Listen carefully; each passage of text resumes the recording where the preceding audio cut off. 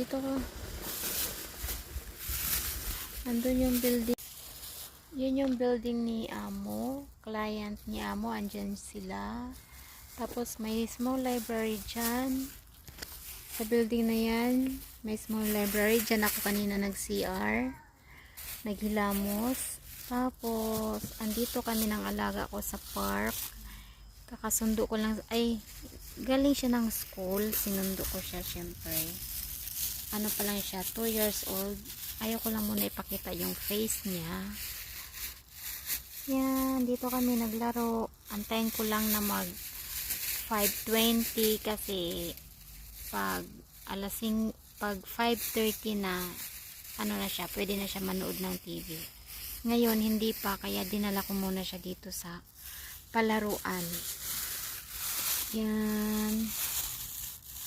Tapos doon naman sa kabila may ano din doon, may palaruan din.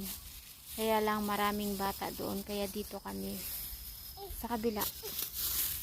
Busy siya. Ilagay niya yung ano, yung mga gamit niya sa bag, tapos tatanggalin niya naman.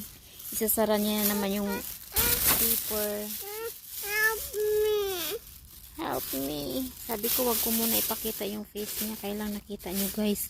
Secret lang muna natin yun ha. Huwag kayo maingay. Kung ano-ano pinagagawa niya. Okay. Wait. Okay. Go. Yes. Okay. Okay. Good job, Niling. Oh!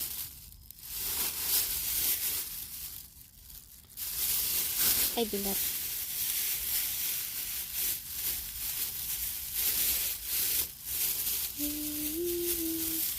Nilurag kami sa dito. Nilurag kami kay okay naman. Rubber mini siya diri. Rubber. Dili sakit sa tiyo. Hindi masakit sa lubot. Sa puwet.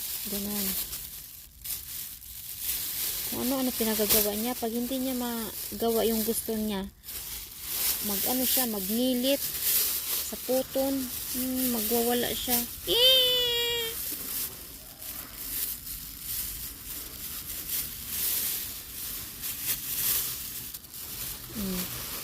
Sa nano na lang iya obrahon. Oh.